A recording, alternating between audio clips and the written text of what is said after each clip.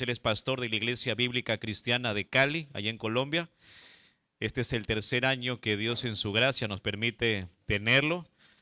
En esta oportunidad el pastor Santiago ha venido con dos hermanos amados y fieles al Señor. Mi hermano Rosenberg, que está aquí adelante, y el hermano Luis. Así que, sin mayor preámbulo, hermanos queridos, démosle una bienvenida al pastor Santiago Armel en esta mañana.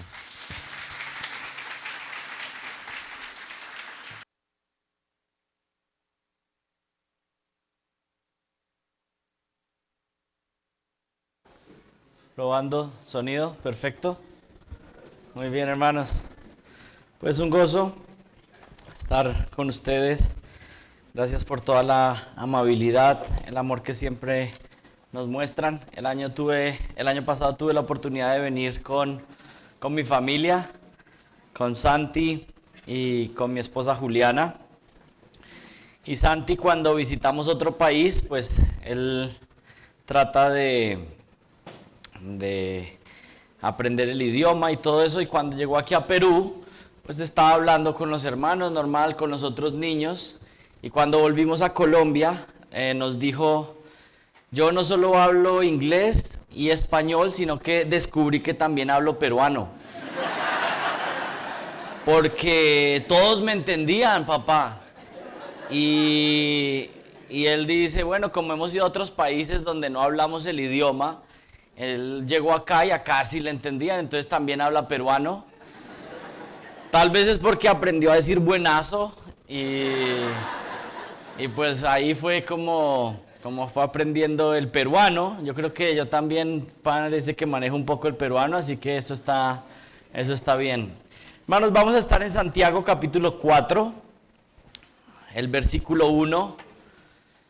Y aunque es una especie de sermón temático enfocado en la consejería bíblica, vamos a tener como referencia Santiago 4.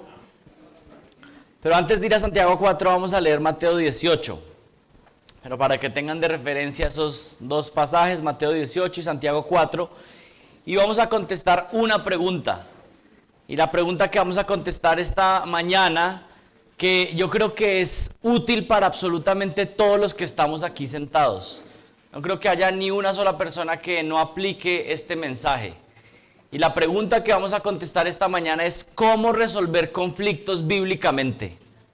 ¿Cómo resolver conflictos bíblicamente? Absolutamente todos necesitamos saber qué enseña la Biblia acerca de cómo resolver los problemas, cómo resolver los conflictos que tenemos en la vida. Absolutamente todos tenemos necesidad de esto, porque todos pasamos por momentos de problemas, de dificultades, de peleas, de conflictos, porque estamos en un mundo pecaminoso. Nosotros somos pecadores y vivimos con otros pecadores alrededor. Así que, ¿qué va a suceder cuando se juntan un par de pecadores? Bueno, inevitablemente van a haber dificultades, peleas, conflictos. Pero necesitamos tener la respuesta bíblica. ¿Qué es lo que la Biblia dice? Y Mateo 18, el versículo 21 en adelante, dice lo siguiente. Y tengo que advertirles que yo comúnmente predico con hojas de papel, pero lo voy a hacer aquí desde mi computador, así que espero que la tecnología funcione. Dice Mateo 18, 21 así: por eso el reino de los cielos puede compararse a cierto rey que quiso ajustar cuentas con sus siervos, y al comenzar a ajustarlas, le fue presentado uno que debía 10,000 talentos. Pero no teniendo él con qué pagar, su señor ordenó que lo vendieran junto con su mujer e hijos.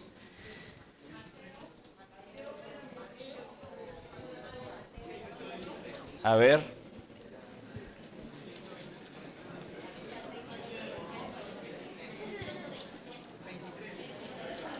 Sí, ¿y en cuál están?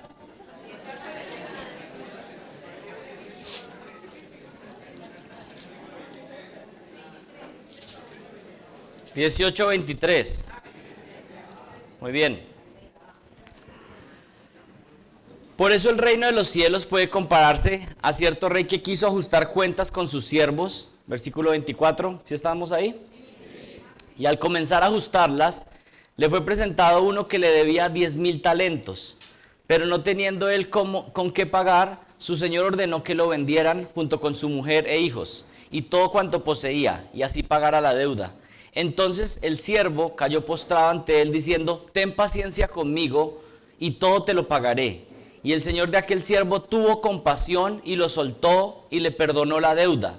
Pero al salir aquel siervo encontró a uno de sus consiervos que le debía 100 denarios, y echándole mano lo ahogaba diciendo: paga lo que debes.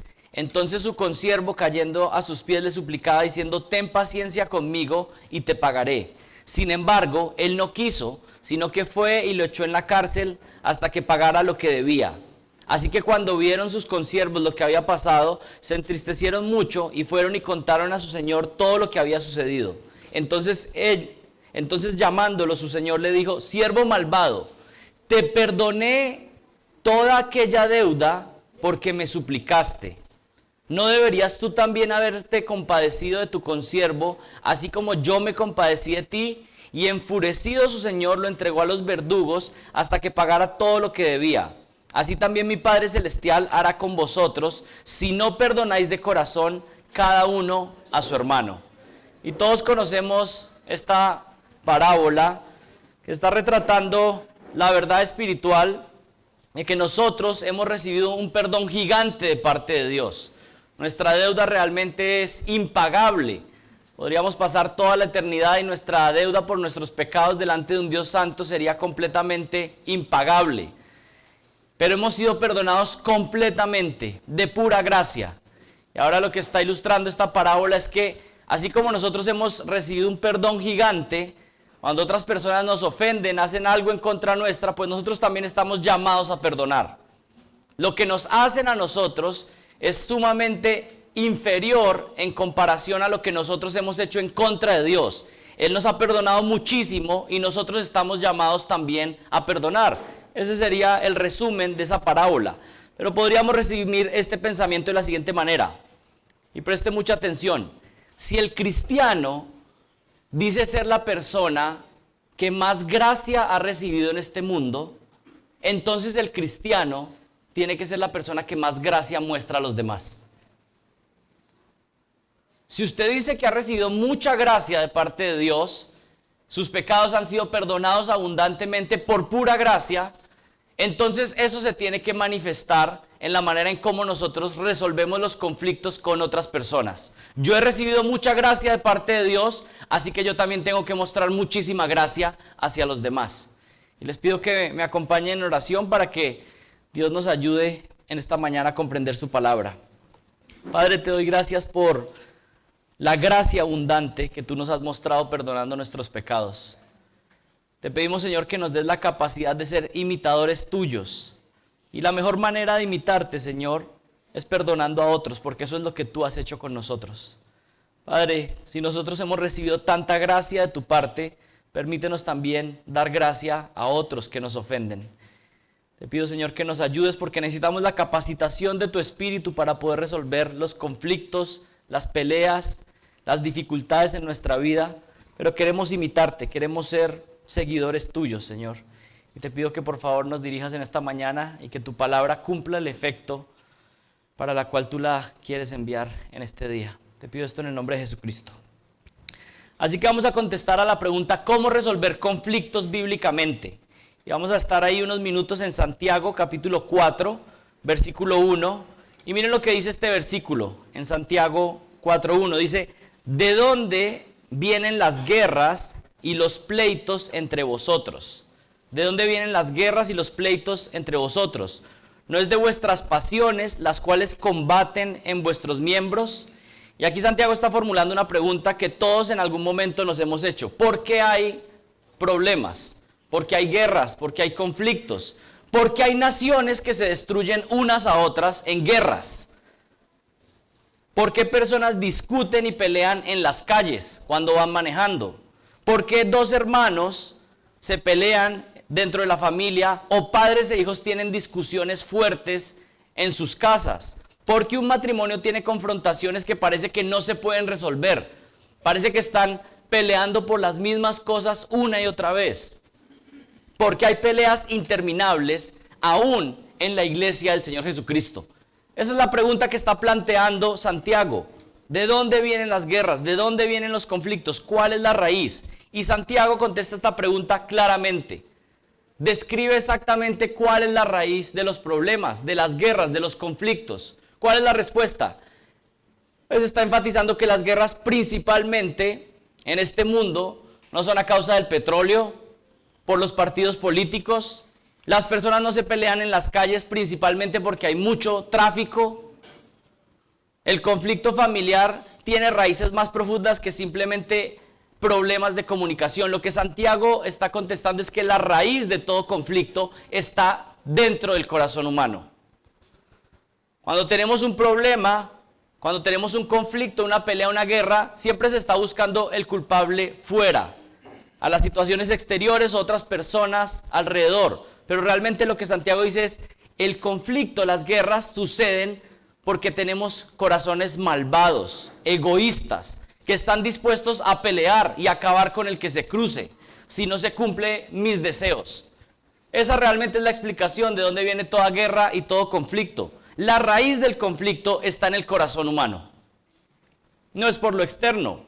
El conflicto aparece entre ustedes, dice Santiago, porque sus pretensiones egoístas no se cumplen y están dispuestos a llegar hasta las últimas consecuencias a fin de que esos deseos que tienen se cumplan. Realmente esa es la raíz de todo conflicto. Tengo un deseo muy intenso de algo, tengo una preferencia acerca de algún asunto, tengo algún pensamiento y estoy dispuesto a pelear, a hacer la guerra hasta que el otro se rinda y también piense igual que yo. Esa es la raíz de toda guerra, de todo conflicto. Y en esa dinámica, ¿qué sucede? Que no solamente hay uno egoísta, sino que se junta ¿con qué? Con otros egoístas. Y estamos dispuestos a armar la guerra completa. De un momento a otro en esta dinámica de 2 o 3 pecadores o cientos de pecadores juntos, se unen anhelos y combates y se arma la tercera guerra mundial en el interior de nuestros hogares. El día de hoy vamos a intentar contestar a la pregunta ¿cómo resolver conflictos bíblicamente? Y vamos a intentar contestar esta pregunta grande y amplia contestando algunas preguntas pequeñas, pero vamos a tener como base Santiago capítulo 4 versículo 1 y luego les voy a dar una serie de pasos prácticos en este estudio bíblico para cómo resolver conflictos en la práctica. Mucho de lo que voy a mencionar esta mañana tiene origen en ministerios de consejería bíblica que tienen su enfoque en la resolución de conflictos. Yo recuerdo haber recibido una clase en el seminario de Masters con un profesor que se llama Ernie Baker, sino que ya no está en TMS, que tenía su enfoque en la resolución de conflictos y también en los libros de un hombre llamado Ken Sande que habla de la resolución de conflictos, de ser pacificadores en todo aspecto, en la familia, en la iglesia. Realmente son recursos que les recomiendo que puedan buscar, de Ernie Baker y Ken Sande. Así que les animo a que tomen nota porque vamos a hablar de varias cosas. ¿Cuáles son las subpreguntas que vamos a contestar? Número 1, ¿qué es el conflicto? Número 2, ¿cuál es la raíz de todos los conflictos? Número 3, una pregunta muy importante. ¿Por qué Dios permite el conflicto en la vida de un creyente? Si es tan doloroso. Y la última pregunta, ¿cuál es el patrón bíblico para resolver los conflictos? Así que 4 preguntas que vamos a intentar contestar y que es mi oración que el Señor utilice su palabra para poder glorificar al Señor aún en medio de los conflictos y las dificultades. Podemos, y no solamente podemos, es nuestra responsabilidad en medio de los conflictos glorificar a Dios. Pregunta número 1 que vamos a contestar, ¿qué es el conflicto? Ken Sande lo define de la siguiente manera: un conflicto es una diferencia de opinión o propósito que frustra los deseos o metas de alguien. Una diferencia de opinión o propósito que frustra los deseos o metas de alguien. Como lo mencionaba hace unos minutos, un conflicto en mi vida sucede cuando los miedos, los sueños, los anhelos de alguien entran en choque con los miedos, sueños y anhelos de otra persona. El problema es que estamos dispuestos a pelear, a no quedar tranquilos hasta que la otra persona piense exactamente igual a mí y se doblegue. Para definirlo en términos claros, cuando las cosas no se hacen como usted quiere y usted está dispuesto a pelear hasta que gane la batalla. Y a veces sabemos que estamos dispuestos a pelear aún por cosas pequeñitas. Así de egoístas somos. A veces se ve en el hogar que estamos peleando y cuando el Señor en su gracia nos da humildad para reconocerlo, decimos, estamos dispuestos a pelear por algo tan pequeño. ¿Pero por qué? Porque eso es lo que muestra nuestro corazón.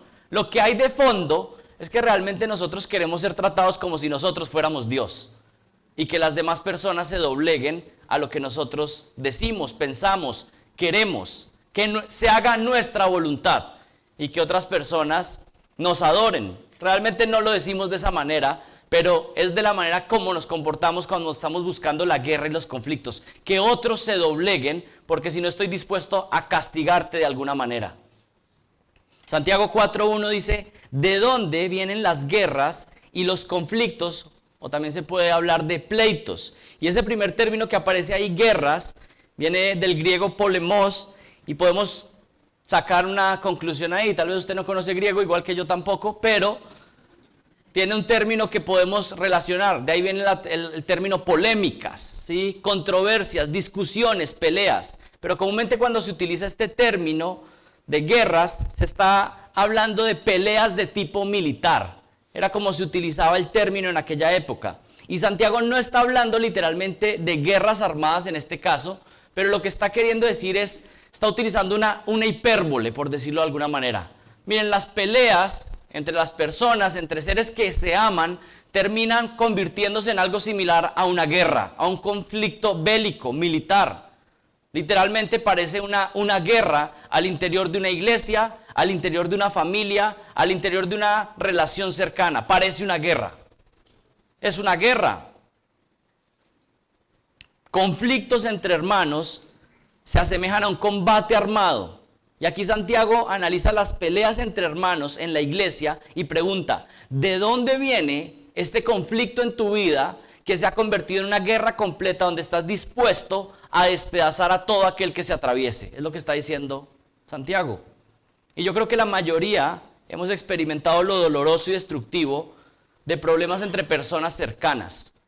Y cuando meditamos acerca de los conflictos, las guerras, las peleas en nuestra vida, comúnmente esas peleas son con las personas más cercanas. Tal vez con personas que hemos amado, que hemos estado cercanos, y es justamente con esos con que hemos estado más cercanos que los problemas arrecian de una manera más fuerte, más dura. Esa es la realidad. Tal vez ninguno de ustedes ha empuñado un arma o un fusil, sin embargo, con palabras y acciones hemos estado dispuestos a bombardear el corazón de otras personas cercanas. Con palabras y acciones lanzamos granadas destructivas. Hermanos que no se hablan por semanas, por meses o por años. Padres e hijos que solo discuten en cada conversación y que ya la vida en la casa es realmente un conflicto constante. Por pequeñas cosas o por cosas más grandes, pero se vuelve un problema generalizado. Miembros de una iglesia que luchan por imponer sus preferencias y están dispuestos a dañar el testimonio de Cristo, de su iglesia. Luego Santiago no solamente utiliza el término guerra, sino que miren ahí en Santiago 4:1 dice, ¿de dónde vienen las guerras? Y luego utiliza otro término, y los conflictos o pleitos. Y con este término está enfatizando el sentido de un conflicto personal y particular. La palabra guerras habla más de un conflicto que es prolongado, que toma un tiempo largo, y aquí con pleitos y conflictos está hablando más de pequeñas peleas y pequeñas guerras. Ustedes saben que muchas veces matrimonios experimentan esto. En el salón de la consejería muchas veces uno escucha, es que estamos peleando por bobadas, pero son constantes conflictos, pequeñitos conflictos. Es que dejó la toalla donde yo le había dicho que no podía ir la toalla.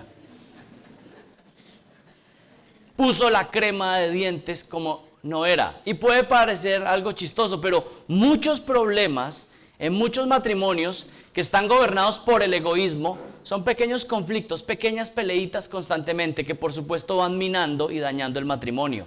Y se termina convirtiendo en una guerra completa, prolongada, dañina, destructiva para todo aquel que está alrededor. El conflicto es una realidad en la vida humana que nadie puede evitar. Sin embargo, hay una respuesta bíblica para tratarlo de una manera que glorifique a Dios. Y eso es lo que estamos investigando hoy.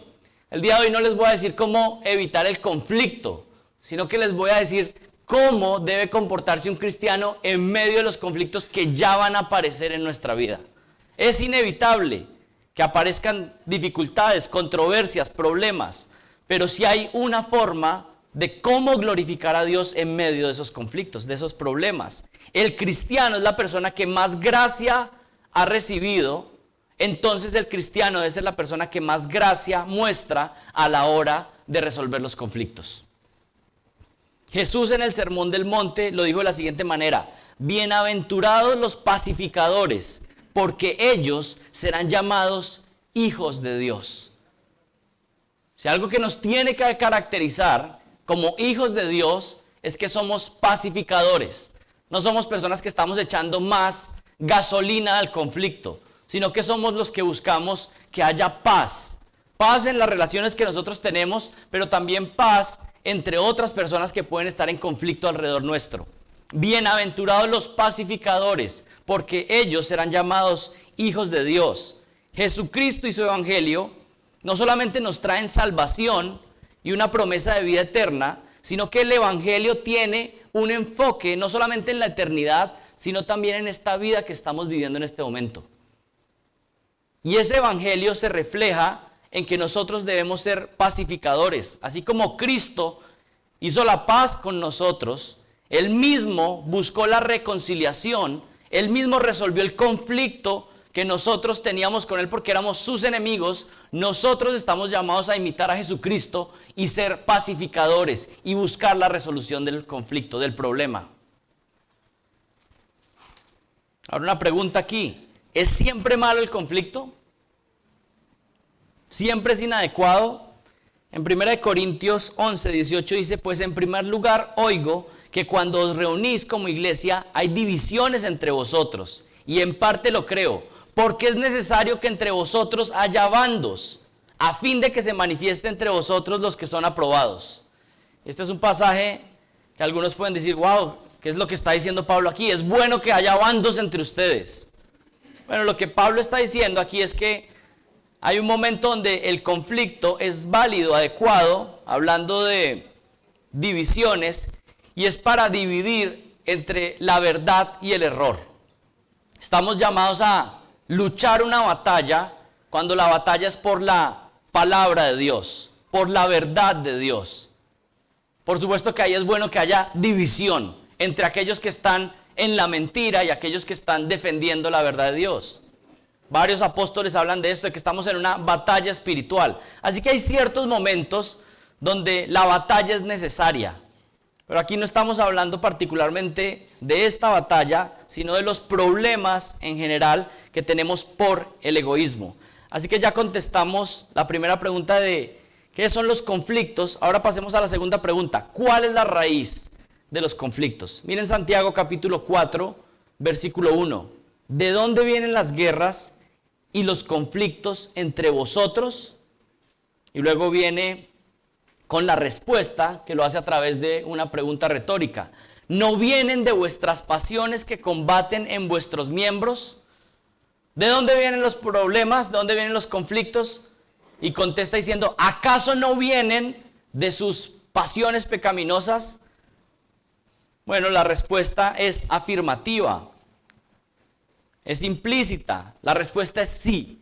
Vienen de nuestros deseos pecaminosos. Vienen de nuestro interior. Lo que está diciendo Santiago es que nuestros problemas y conflictos no vienen de situaciones externas, sino que estos, como cristianos, estaban sufriendo, aunque estaban sufriendo persecución.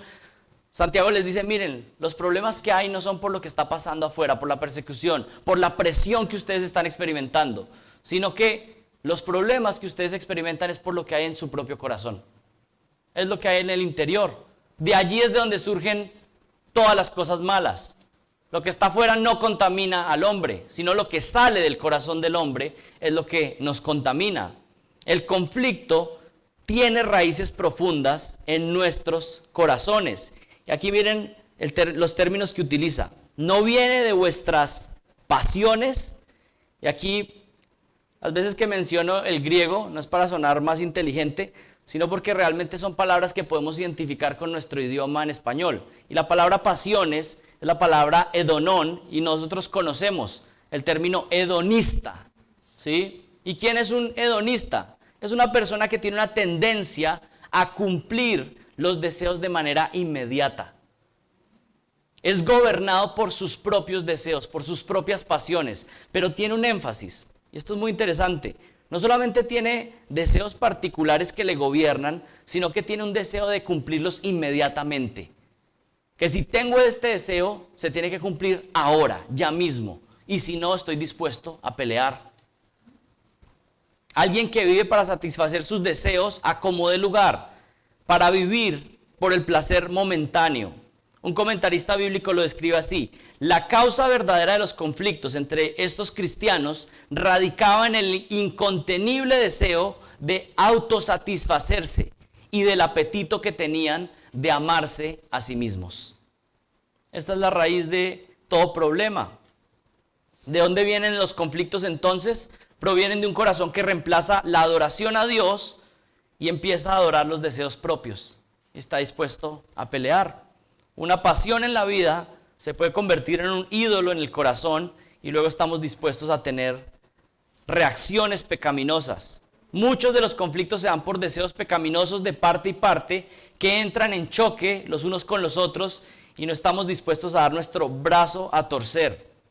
Y eso nos da paso a la siguiente pregunta, número 3. ¿Por qué permite Dios el conflicto en la vida de un cristiano? Que cuando estamos en medio del caos, decimos, ¿pero por qué, Señor? Y algunas veces cuando pensamos en cosas dolorosas o en las pruebas, alguien podría decir, bueno, yo pensé que las pruebas que Dios me iban a mandar eran de otro tipo. Y uno se imagina, cuando uno entra al ministerio, cuando comienza la vida cristiana, uno se imagina, Dios tal vez me va a mandar este tipo de pruebas. Y comúnmente, yo he visto que no son esas que uno se imaginó, sino que son las que uno menos quería, las más difíciles. Y una de las pruebas más difíciles es cuando tenemos un conflicto prolongado con personas que están alrededor.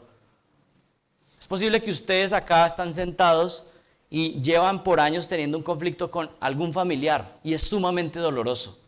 Porque es alguien que quiere, pero también es alguien que les causa mucho dolor. O es alguien que afecta su matrimonio, pero es alguien que usted tal vez ama muchísimo. Y esto duele. O es alguien tal vez en la iglesia con el cual usted ha ministrado junto y tal vez eso le causa dolor. Y ahí es donde surge esta pregunta: ¿por qué Dios permite el conflicto en mi vida si soy un creyente?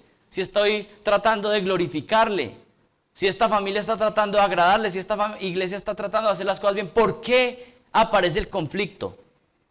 Miren, hay una respuesta a esta pregunta y preste mucha atención. Dios permite el conflicto en la vida de un cristiano. Y aquí saben que voy a aclarar. A mí casi no me gusta el término permite. Porque permite da la idea de como que van pasando cosas y Dios como que va diciendo, bueno, la voy a permitir. No, realmente cambiemos el término. Porque Dios ordena soberanamente que sucedan situaciones difíciles. Sin ser Él el autor del mal, pero Él es soberano sobre absolutamente todo lo que sucede en nuestra vida. Así que de una manera, Él ha determinado lo que pasa en este mundo. Entonces, ¿por qué Él ordena que pase lo que pase en nuestra vida, aun cuando es difícil, aun cuando es doloroso? ¿Por qué? La respuesta es esta. Dios lo hace en la vida de un cristiano porque en medio del conflicto el creyente puede glorificar a Dios.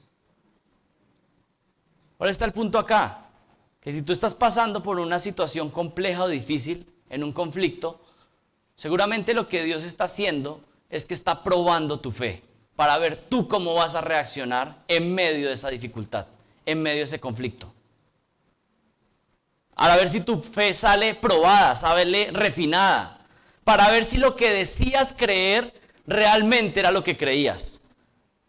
Viene la prueba, viene la candela, viene el fuego, y ahí es donde se prueba si realmente lo que tú decías creer es real o no. Cuando las cosas están tranquilas, pues es fácil decir, bueno, tengo buena teología, todo funciona bien, Dios es soberano. Bueno, ¿cómo era que decía Henry? Cuando las papas queman, ahí es que se prueba qué es lo que sucede en nuestro corazón verdaderamente. El conflicto, Dios lo permite en la vida de un cristiano, lo establece, lo pone soberanamente, porque aún en medio del conflicto nosotros podemos glorificar a Dios. Y ese es el llamado. Y se pueden quedar con una cosa en su mente, recuerden esto. En medio de lo que estoy pasando, mi prioridad es glorificar a Dios.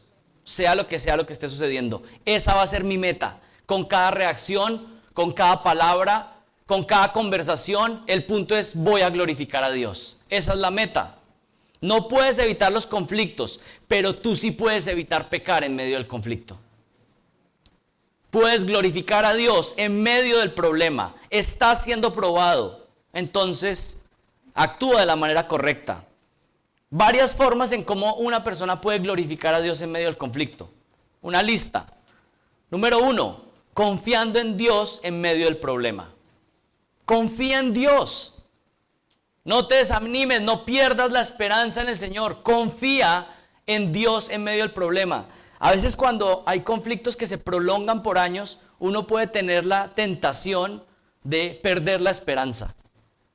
Lo puedo decir porque me ha pasado situaciones difíciles y uno piensa, bueno, tal vez ya esto no se va a solucionar.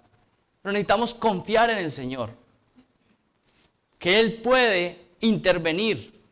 La confianza en Dios, aún en medio de una discusión complicada con alguien que amamos, es un acto de adoración a Dios. Con esto lo que estamos diciendo es, Dios, tú sabes qué es lo mejor para mí. Y aunque yo no entiendo qué es lo que está pasando, sigo confiando en ti. Salmo 37, del 5 al 6 dice, encomienda a Jehová tu camino, confía en Él y Él hará. Exhibirá tu justicia como la luz y tu derecho como el mediodía. Una segunda forma de glorificar a Dios, obedeciendo a Dios en medio del conflicto. Juan 14, 15, si me amáis, guardad mis mandamientos. Cuando alguien peca contra nosotros, sucede una reacción inmediata en nuestro interior y es, como este pecó, yo también tengo derecho a pecar. Pero la reacción que tenemos que tener es que tenemos que obedecer al Señor. Y si alguien pecó contra mí, yo no tengo derecho a pecar. Muéstreme un solo versículo en la Biblia que diga, bueno, tú puedes pecar porque alguien te hizo algo. No. Pero inmediatamente nosotros pensamos, este me gritó, yo también puedo gritar, usted me gritó primero. No, no funciona así. Si alguien pecó contra ti, tú tienes que obedecer a Dios. No hay excusas para el pecado. Que alguien peque en contra nuestro, que nos ataque, que nos difame, que nos quiera destruir, nada de eso es una excusa para que nosotros podamos desobedecer a Dios. Así que en medio del conflicto yo tengo que obedecer a Dios en todo. El Señor nos comanda aún amar a los enemigos. Debemos obedecerlo y no caer en el juego. Una tercera forma de imitar, de glorificar a Dios en medio del conflicto. Imitando a Dios. Imitando a Dios. Miren, cuando esté en medio de la situación difícil, del conflicto, piense, ¿cómo puedo imitar yo a Dios en medio de esta situación compleja? ¿Cómo es que yo puedo imitar a Jesucristo en medio de este conflicto? Y si usted tiene eso como referencia en cada conversación, en cada situación, las cosas cambian completamente. Pensar, ¿cómo puedo imitar yo a Dios en medio de esta situación difícil? Efesios 5, 1 al 2 dice, sed pues imitadores de Dios como hijos amados y andad en amor, así como también Cristo os amó y se dio a sí mismo por nosotros, ofrenda y sacrificio a Dios como fragante aroma. ¿Saben quién es el ejemplo más sublime de un verdadero pacificador? Alguien que busca la paz. Nuestro Dios. Y piense de esta manera, nosotros ofendimos a Dios. Nosotros fuimos los que pecamos. Nosotros fuimos los que agredimos su santidad, los que éramos sus enemigos.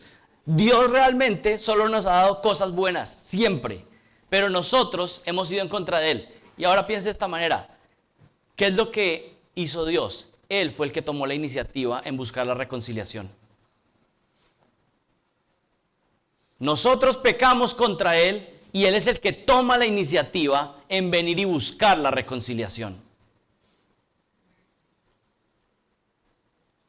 Él es el que busca la paz aún con aquellos que somos sus enemigos. Y si queremos ser imitadores de Dios, ese debe ser el patrón que tenemos entonces.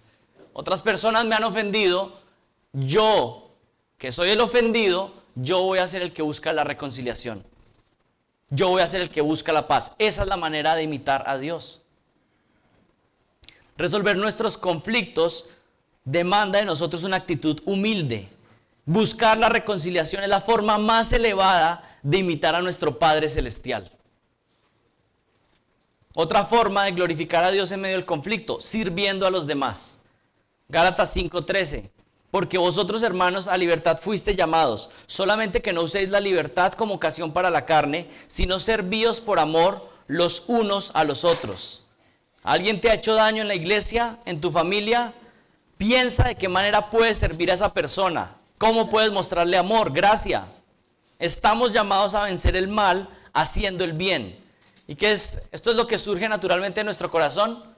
Alguien nos ofendió, alguien nos ha hecho algún daño, entonces pensamos, bueno, voy a ver cómo entonces yo le muestro bondad a esta persona. No, eso no es lo que nace naturalmente. Pero necesitamos ser imitadores de Dios. Y también necesitamos crecer a la imagen de Cristo. Ernie Baker lo dice de la siguiente manera: cristiano, las pruebas en tu vida están diseñadas especialmente para ti. Dios es soberano, así que Él ha preparado de antemano tus pruebas para mostrarte el pecado que hay en tu vida. Y no solo eso, sino para que lo puedas quitar completamente de ti. Esta situación difícil que está pasando en tu vida ha sido diseñada perfectamente por Dios, porque Él quiere purificarte y está revelando los pecados que había ahí ocultos. Cuando las cosas están tranquilas, cuando alguien, por ejemplo, una manera de conocer a alguien realmente, por ejemplo en la iglesia, cuando tú a una persona siempre le dices que sí, pues está tranquila, pero dile a alguien que no, ahí vas a empezar a conocer a las personas. Ahí ya sabes, cuando te opones a sus deseos. Jonathan Edwards decía, explicando esta idea de que todos los seres humanos son enemigos de Dios, y Jonathan Edwards decía que muchas veces algunas personas no se ven como enemigos de Dios.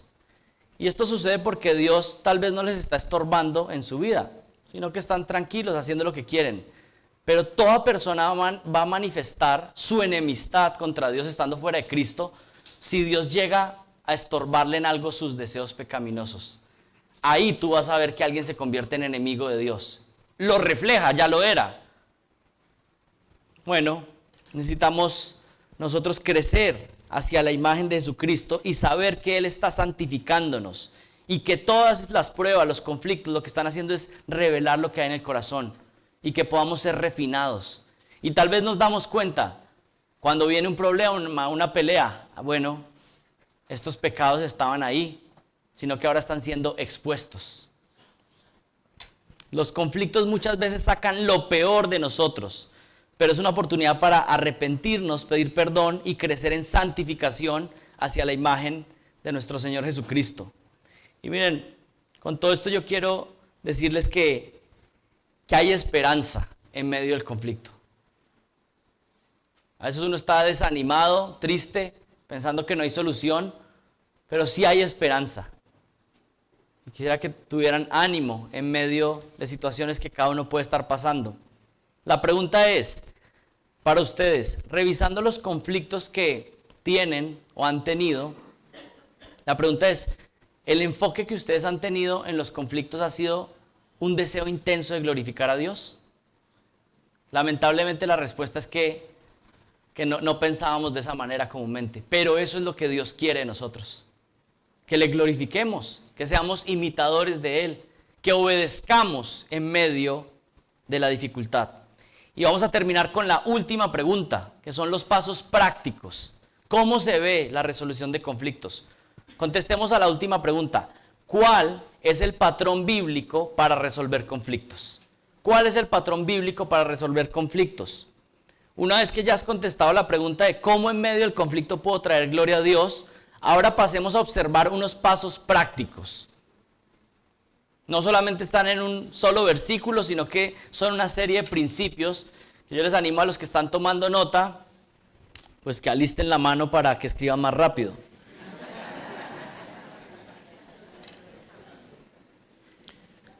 Patrón bíblico para resolver los conflictos, o podríamos hablar de una teología bíblica de la resolución de conflictos.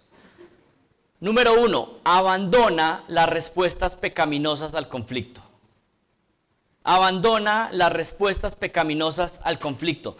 Hay dos tipos de respuestas pecaminosas en todo conflicto. Es lo que se podría llamar respuestas de escape o respuestas de ataque. Respuestas de escape y respuestas de ataque. Cada uno de nosotros tenemos una tendencia. Hay personas que tienen la tendencia a escapar del conflicto, evitar. Hay una situación difícil, entonces mejor hagamos como que nada pasó. Hay matrimonios que tienen problemas por décadas y nunca resuelven ni un solo problema, sino que simplemente dicen, hagamos como que nada pasó. Hubo una guerra en la habitación, pero simplemente al otro día hicimos como que nada sucedió. ¿Qué es lo que pasa? Pues todo el mugre se echó debajo del tapete, pero el problema va a salir. Y con el próximo conflicto, ese tapete va a ser espolvoreado y el problema va a ser cada vez peor y peor. Hay algunos que tienen la respuesta de escape, que es pecaminosa.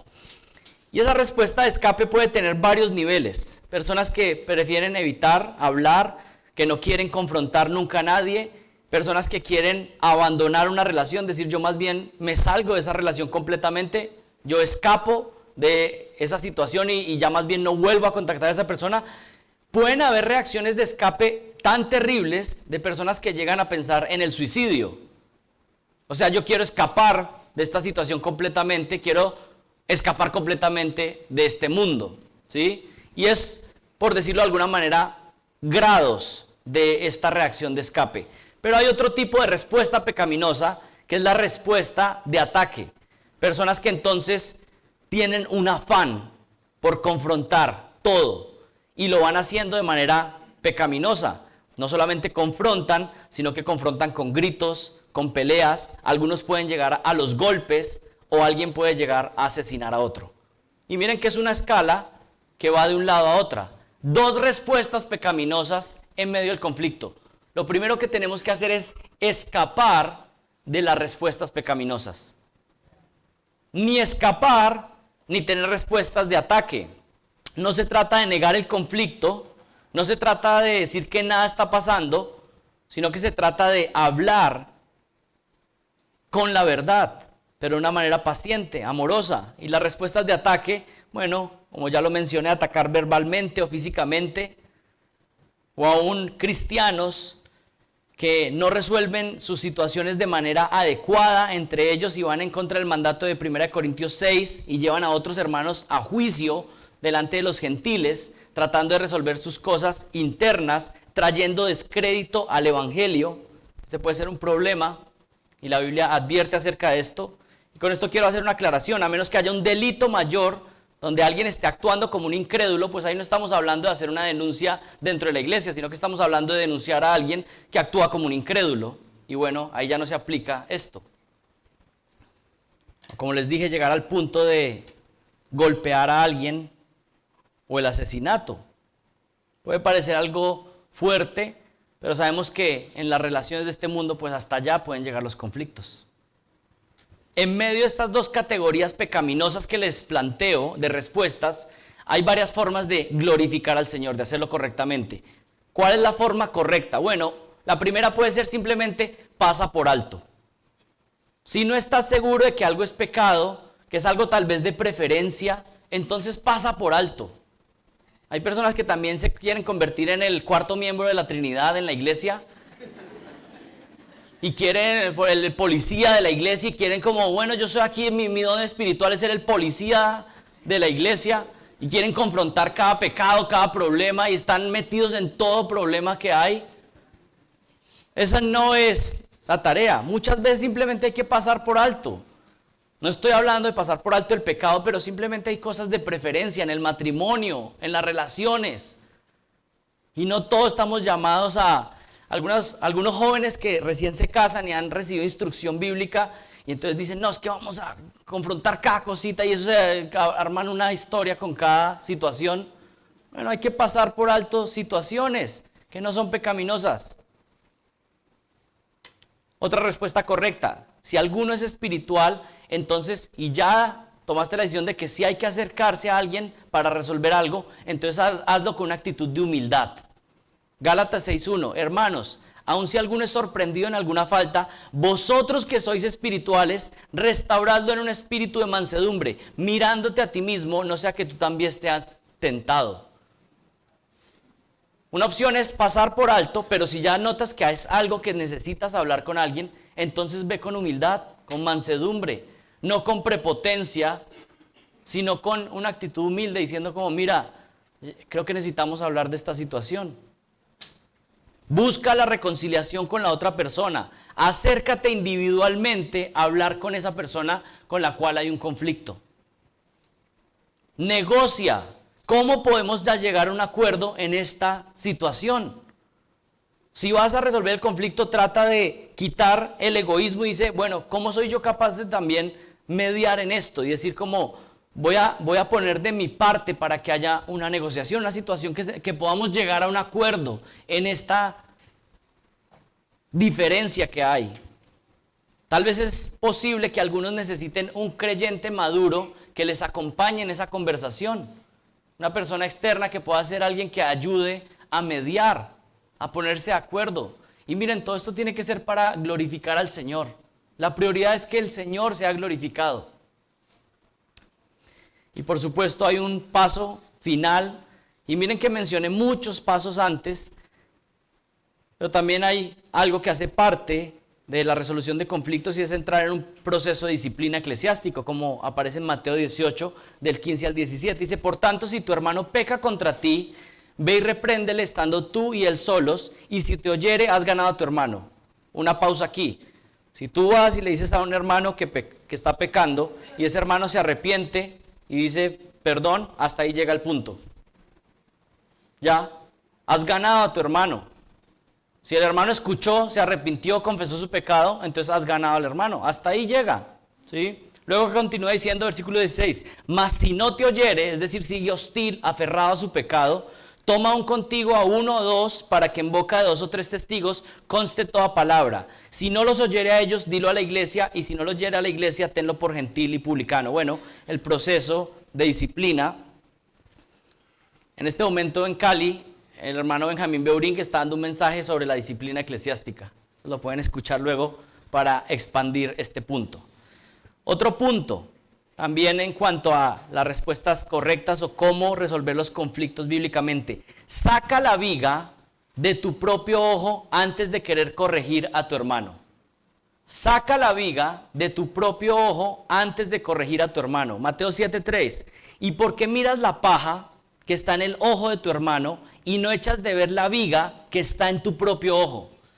Y el término que aparece ahí es muy gráfico. Dice, ¿por qué tú le quieres quitar el mugrecito que está en el ojo de tu hermano si tú tienes una estaca en el ojo? Eso es lo que está diciendo.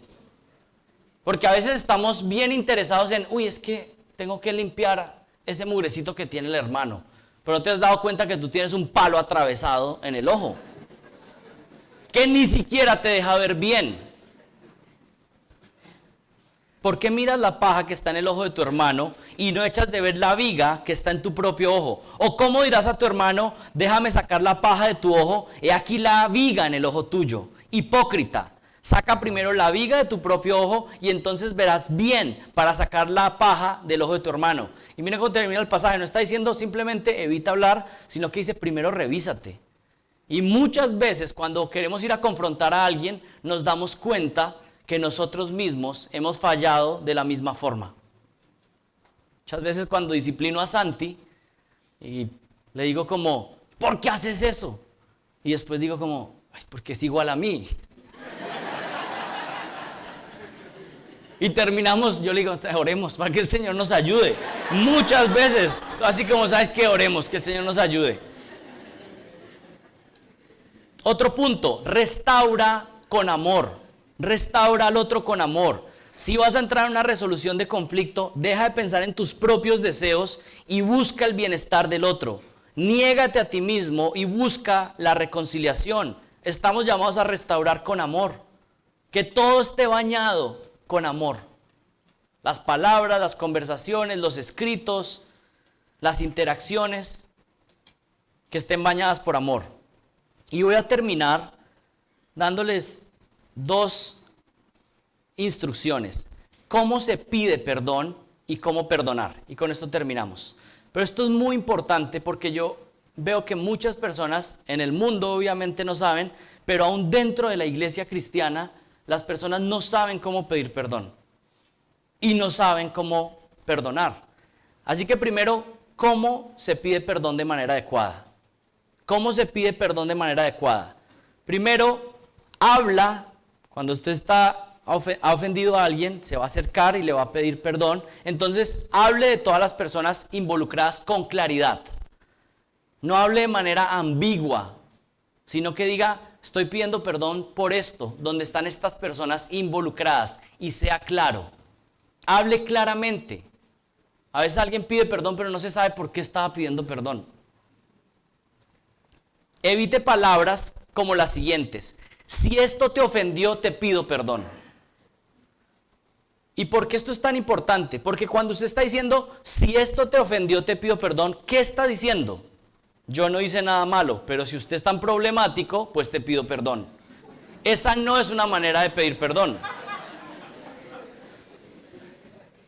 Cuando yo pido perdón, es porque yo estoy reconociendo que yo pequé.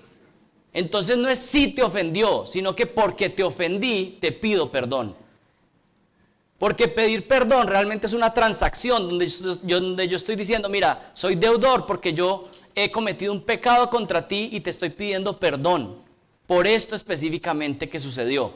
Y yo sé que cuando alguien ha dicho, si te ofendió te pido perdón, tal vez no lo está haciendo de una manera, digamos, arrogante o egoísta, pero es porque muchas veces no sabemos hablar correctamente. Y necesitamos empezar a comunicarnos de manera adecuada. Muchos conflictos suceden porque las personas no se comunican de manera clara, puntual. Evita palabras como, si esto te ofendió te pido perdón, o no era mi intención, o empezar a dar excusas. Te pido perdón por esto, pero es que lo que pasa es que lo hice porque tú hiciste esto. Entonces estás pidiendo perdón, pero al mismo tiempo atacas al otro. No, si estás pidiendo perdón, es tu turno de decir que tú has fallado y que estás pidiendo gracia y misericordia y perdón por eso que hiciste. Así se pide perdón de manera adecuada. Sea específico. Diga exactamente por qué está pidiendo perdón y no sea difuso. En el momento de pedir perdón, evite hacer su descargo de quejas. Si usted está pidiendo perdón, es el momento en que usted está mostrando su culpa y no es el momento de sacar la lista. Es posible que en una resolución de conflictos usted diga, bueno, yo voy a ir a acercarme a esa persona a pedirle perdón. Y es probable que en otra reunión va a ser el momento en que tal vez la otra persona va a pedir perdón. Pero cuando usted va, es el momento de usted decir, mire, yo soy culpable y pido perdón por esto. Y aquí esto es muy importante. En un conflicto, a veces alguien ha pecado el 90% y yo el 10%. Yo voy a pedir perdón por ese 10%, porque eso es lo que yo tengo que hacer delante de Dios. Acepte que aunque lo perdonen, pueden existir consecuencias. Esto es muy importante.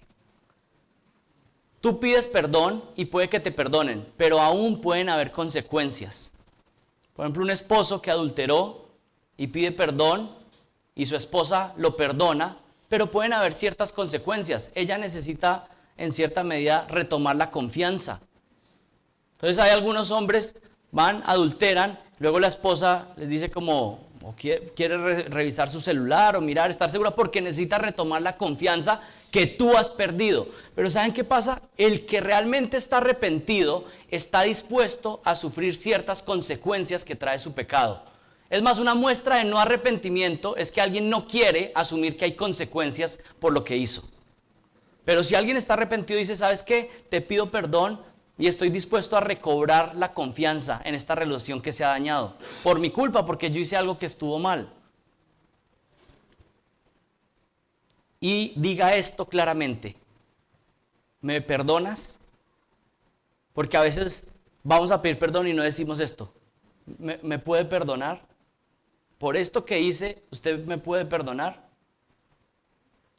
Y ahora vamos a ver cómo perdonar de manera adecuada. Ya vimos cómo sucede cuando nosotros pedimos perdón, pero también va a haber otros momentos donde alguien va a venir a pedirnos perdón. Y ahí también hay que contestar de manera correcta. Perdone de manera adecuada. Colosenses 3:13. Soportándoos unos a otros y perdonándoos unos a otros. Si alguno tuviera queja contra otro, de la manera en que Cristo os perdonó, así también hacedlo vosotros. ¿Cómo perdonamos? En la forma en que Cristo perdonó. El profesor Ernie Baker mostraba 4 promesas que uno tiene que hacer al perdonar. Si alguien viene y me pide perdón, entonces yo voy a hacer 4 promesas a esa persona si yo lo estoy perdonando. ¿Cuáles son esas promesas? No voy a insistir una y otra vez sobre la misma situación. Si yo estoy perdonando, entonces no voy a insistir sobre esto una y otra vez. Ya perdoné. Ya lo dejé en el pasado. No voy a volver a mencionar este asunto para atacar. Hay personas que dicen te perdono, pero guardo la tarjeta para cuando la necesite. No voy a hablar con otras personas de este incidente. Si ya alguien me pidió perdón y yo le dije que lo perdoné, entonces esta situación quedó cancelada y no voy a estar usando esto para generar problemas con otros. Aunque me ha dolido este problema, no voy a permitir que esto dañe la relación que tenemos. Esa es la forma de perdonar. Es importante recordar que en la manera en que perdonamos es un reflejo de cómo hemos sido perdonados por Dios. Y una vez más, si el cristiano es la persona que más gracia ha recibido, entonces el cristiano es la persona que más gracia debe dar a otros. Y el último consejo, y con esto terminamos: ve y reconcíliate. Ve y reconcíliate. Si el Señor te está hablando acerca de alguna situación que tienes que poner en orden, bueno, no desespera esto. La instrucción ha sido dada y ahora somos responsables por lo que hemos recibido. Oremos.